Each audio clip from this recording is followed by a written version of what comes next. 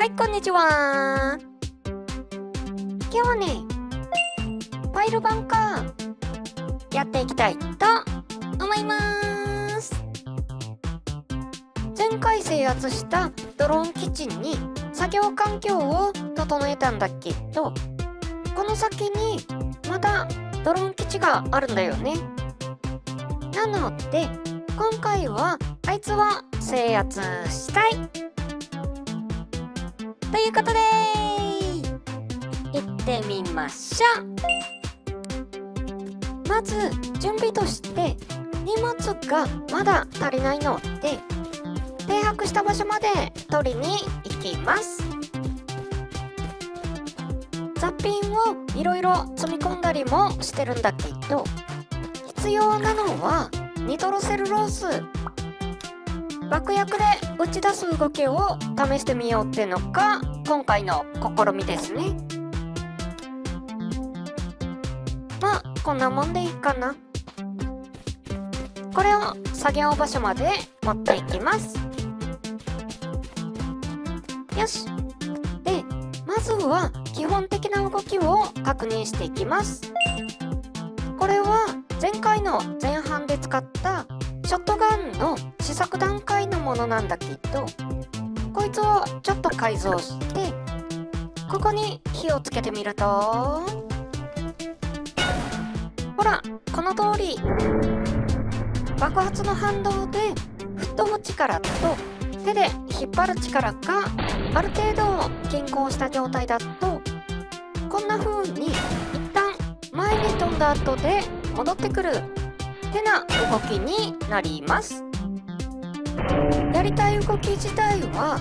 ぶっちゃけこれで完成って言ってもいいくらいなんだけど、それだと動画がもう終わっちゃうのでさらにかっこいいファイルバンカーを作っていきます。本体はある程度の耐久力があって、ある程度軽くって、ある程度燃えにくいプラスチックを使っていきます。よし。箱自体はこんな感じでいいとして、打撃の部品が必要ですね。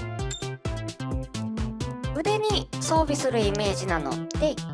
手みたいな感じで作っていきます。まあこんな感じかな。結構重たいんだけどギリ振り回せるくらいですね。ちなみに爆薬がない状態でも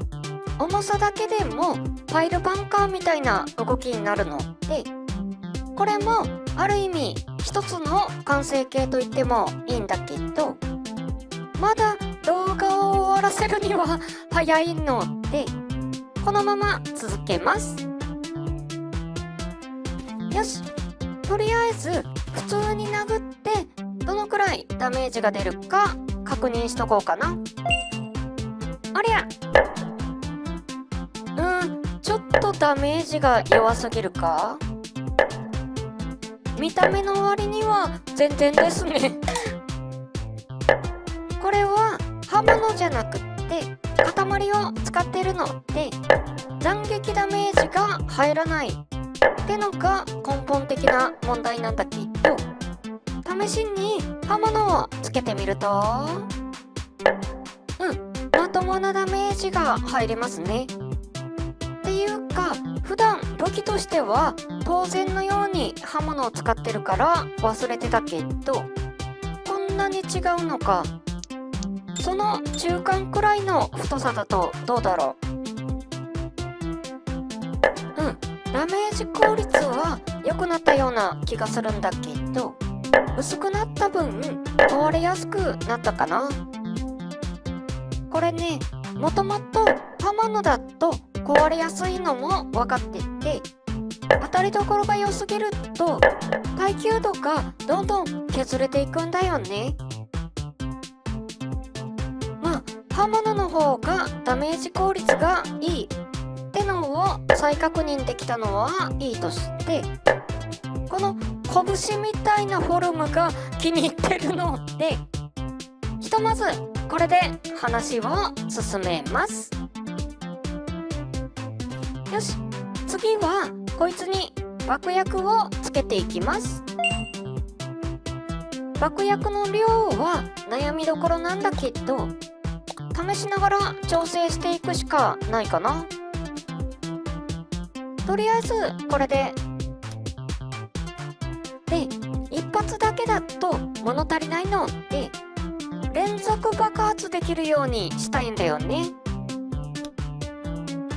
導火線は後で作るとして、ひとまずこんな感じか。これで試してみると、爆発が強すぎるか。もうちょい小さくすると、今度は爆発が弱すぎるな。少しずつ増やしながら試していくと、なかなかいい感じになってきたかも。ただ爆発で手から離れることもあったりして、手で持つところの部品を大きくしたり、全体の重量を調整していったり、この後もいろいろ試していってます。なんとか動きはするんだけど、ベアリングホルスターでくっつけてみようかな。普通に打撃武器としてはいい感じかもしんない。これで起爆してみると、ちょっと弱くなったというか、今度はホルスターが効きすぎてるのかも。もっと可動範囲が取れるように鎖みたいにつないだらどうなるか。おー、結構理想的な動きになりました。よし、じゃあこの辺で導火線をつけてみます。で、着火の仕組みは肘のあたりに石をつけといて、ちゃんと起爆しますね。ここまで確認できた段階で、こいつをコピーしてもう一個、そして拳の形を調整するのと、ベアリングの位置を調整して、肘には刃物もつけときます。よし、これでダブルパイルバンカー。ちょっとベアリングがよじれたりして怪しい動きをしたりもするんだけど、なんとか様になってるかな。ここで問題になるのが、両手が塞がってる状態でどうやって着火するのか。それはね、おりゃおりゃ、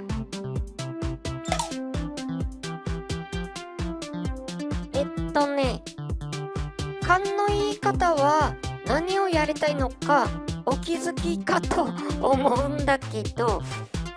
この左右の肘をぶつけた時に石と鉄がぶつかった火花で着火するっていう設計なんだけど、いや、成功したのにびっくりして叫んじゃったまあ見えないで勘で動かしてるのって当たりにくいところまでは想定済みだったんだけど、見ての通り成功率が低くって狙ったタイミングで起爆できないので、途中ちょっと調整とかもしてるんだけど、なかなかうまくいかないな。理想としてはこうやって腕を勢いよく開いた時に肘がぶつかって、その後ドカドカ殴るようなのを考えてたんだけど、ちょっとこれはダメかな成功したのにびっくりするもんな一応ね、これ自分の背中にカメラを設置してカメラを見ながら操作するとある程度狙いがつけれるんだけど、気ではないですね。で、爆発した時も一発だけならまだいいんだけど、連続爆発した時に手から離れたりするし、両手に持ってるせいで両手がぶつかっちゃったりしてどうにも使い勝手が悪いですね。今回はダメかもしんないとはいえ、せっかくかっこいい武装ができたので、どうあっても戦いたいので、着火の仕組みを考え直します。今回の敵はドローン基地で、あいつらビームをビシバシ撃ってくるので、そのビームを受けて起爆するってな仕組みにします。周りに松ぼっくりで導火線を作って、ついでになんかパイプの配線みたいに見えてきたので、配線が飛び出てるような飾り付けをしてみました。ちょっとおしゃれになりましたね。よし、これで戦ってみましょう。一応殴り武器としてはある程度使えることは分かってるんだけど、さっきギリギリ動かせるのは確認してたとはいえ、実戦で動きながらだとギリギリ使えないですね起爆はできるんだけど、意図的に起爆とかができないので、かなり考えものですね。今のってボロボロになっちゃったし、ちょっとドローンの相手をするには無理があるんだけど、ビーム砲台だけは破壊しとくか。さっきの攻撃で壁をギリギリ破壊できてないんだけど、体力もギリギリなので戦略的撤退。今回は実用性がないことだけは分かったんだけど、どうあってもあの基地を制圧したいので、もう一丁。よし、今ので壁を破壊できました。もう完全に殴り武器として使っていきましょうかね。この先は完全に消化試合になるのでまとめに入りましょうか。ということでパイルバンカーやってみたわけなんだけど、いかがだったでしょうか。いや、これね、最初の段階で動き自体はほぼ完成してたんだけど、それだけじゃつまんないと思っていろいろやりすぎた結果、逆にダメになったパターンですねまあ見た目だけはかっこいいし、試した結果改善案とか応用案も出てきたので、いずれまたリベンジすることになると思います。ちなみにこれビッグオーをイメージして作ったんだけど、知ってる知る人ぞ知る名作アニメって言いたいところなんだけど、結構昔だから正直よく覚えてないんだよねで、最後はグダグダ戦いながらではあったんだけど、最終的に基地を制圧することができました。まあエンジンが欲しかったってのはあるんだけど、こいつはちょっと置いといて、それより先に電気が欲しいんだよね。で、あそこに風車が見えてるんだけど、普通に歩いていくのも芸がないので、ここからピャーって飛んでぶった切りたいということで、次回は霹靂戦やっていきたいと思います。